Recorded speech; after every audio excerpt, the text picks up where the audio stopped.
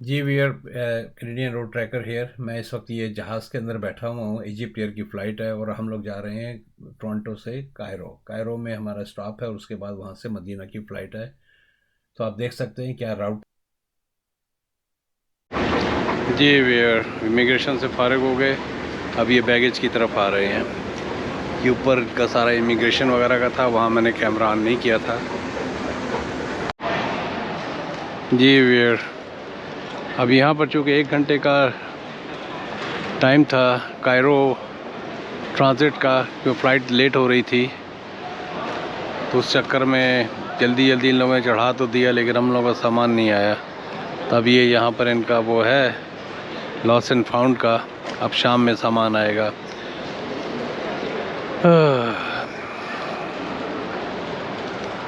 Toronto سے نکلے ہوئے اب تک ہم لوگوں کو 20 گھنٹے ہو چکے ہیں. حالت خراب ہو چکی ہے.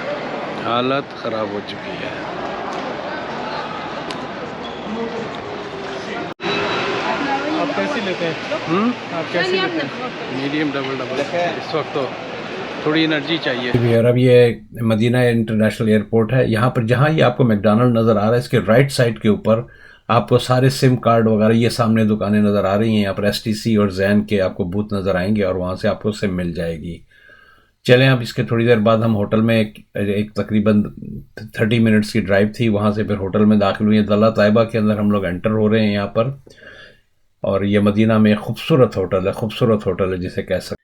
چلیں ویور اب یہاں پر تھوڑا سا مسجد نبوی کی تاریخ کس ادوار میں کس طرح اس کی ایکسٹینشن ہوئی اور کیا اس کی تاریخ ہے. مسجد نبوی جو مدینہ میں واقع اسلام میں بہت زیادہ تاریخی اور روحانی اہمیت رکھتی ہے. یہ مسجد پیغمبر اسلام حضرت محمد صلی اللہ علیہ وسلم کی ہجرت کے بعد 622 میں قائم کی گئی تھی. صدیوں کے دوران اس مسجد کو متعدد بار توسیع اور تزئین کی غرض سے دوبارہ بنایا گیا ہے تاکہ بڑھتی ہوئی تعداد میں نمازیوں کو سما سکے اور اس کی مقصدیت اور فعالیت کو برقرار رکھا جا سکے. یہ توسیع نہ صرف مسجد کی دینی اہمیت کو ظاہر کرتی ہے بلکہ مسلم دنیا کی تکنیکی اور معیاری ترقیوں کو بھی پیش کرتی ہے. ابتدائی دور اور اس کی جو توسیع شروع ہوئی ہے صحیح معنوں میں یہ 622 میں اصل مسجد پیغمبر السلام اور ان کے صحابہ اکرام نے مدینہ آنے کے بعد بنائی.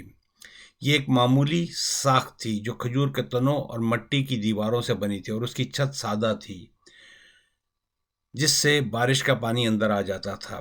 7ویں صدی میں خلیفہ عمر ابن الخطاب کے دور میں مسجد کی پہلی بار توسیع کی گئی. اس کے بعد خلیفہ عثمان بن عفان نے مسجد کی توسیع کی جو بڑھتی ہوئی مسلم کمیونٹی کی ضرورت کے تحت تھی. اچھا اس کے بعد جو اس کی جو توسیع ہوئی اموی اور عباسی توسیع جو ہوئی ہے. اموی خلیفہ الولید اول 705 سے لے کے 715 کے دور میں مسجد کو نمایاں طور پر دوبارہ تعمیر اور توسیع دی گئی. مسجد کی دیواروں کو نقش شدہ پتھروں سے دوبارہ بنایا گیا اور اس کی چھت کو پتھر کے ستونوں پر اٹھایا گیا اور ساگوان کی لکڑی سے بنایا گیا.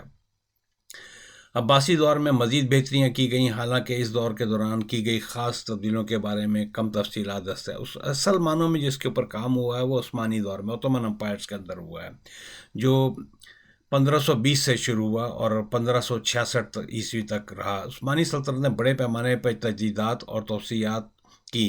سلطان سلیمان نے دیواروں کو دوبارہ بنایا اور نئے عناصر جیسا کہ اب بھی موجود میناروں کا اضافہ کیا. عثمانی سلاطین بجلی کی روشنی اور جدید خدمات کی متعارف کرانے سمیت مسلسل بہتری لاتے رہے. اس کے بعد جو آج کل جو موجودہ اس کی سچویشن ہے اس میں سعودی توسیعات کا بہت زیادہ دخل ہے.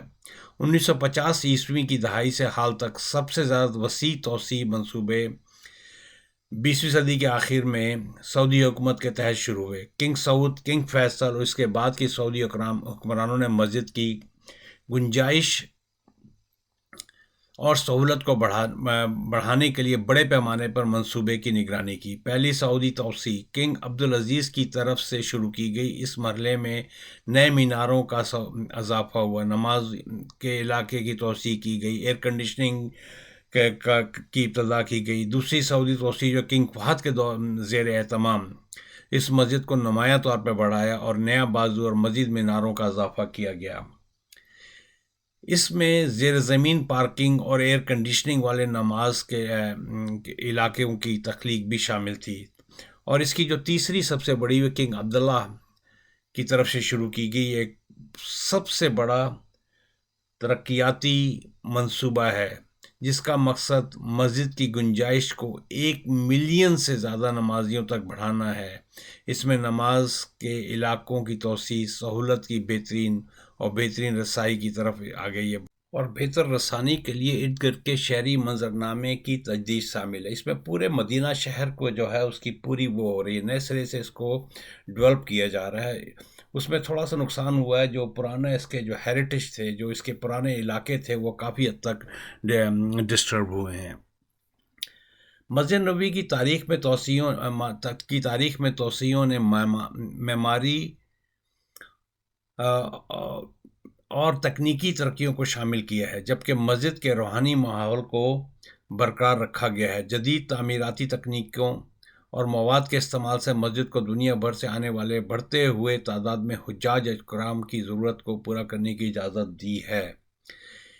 ان کی آمد کے دوران ان کے آرام اور حفاظت کو یقینی بنایا گیا ہے۔ اس میں کوئی شک نہیں ہے کہ جتنی وہاں پر سیکیورٹی، سیفٹی اور انتظام، کراؤڈ مینجمنٹ اور جس طرح کا انتظام کیا گیا ہے، ارد گرد کے علاقوں کو بہترین اور خوبصورت کیا گیا ہے۔ بڑے بڑے پارک، مسجد قباء کی طرف جو بڑے بڑے پارک بنائے جا رہے ہیں، اور آپ کا جو گورنر ہاؤس، جہاں پر مدینہ کا گورنر جو ہے وہاں جو بیٹھتا ہے یا بیٹھتے ہیں موصوف، ان کے قریب جو بڑے بڑے پارک بنائے جائیں گے، اس کا ایک بہت بڑا وہ ہے۔ جی ویئر، اب یہ دیکھیں ابھی ظہر کی نماز ہوئی ہے، اور اس کے بعد جو ہے اتنا حج کے دوران بھی اتنا رش نہیں ہوتا جتنا یہ عام دنوں میں ہے۔ سیٹرڈے کی مناسبت سے یقینی بات ہے، کیونکہ لوکل بھی بہت عمرہ کرنے کے لیے اور مسجد نبوی کی زیارت کے لیے آتے ہیں، لیکن every year the rush is keep on increasing and increasing, جبکہ یہ بہت مہنگا ہوتا جا رہا ہے، اس کے باوجود بھی آپ رش دیکھیں۔ حرم سے ایک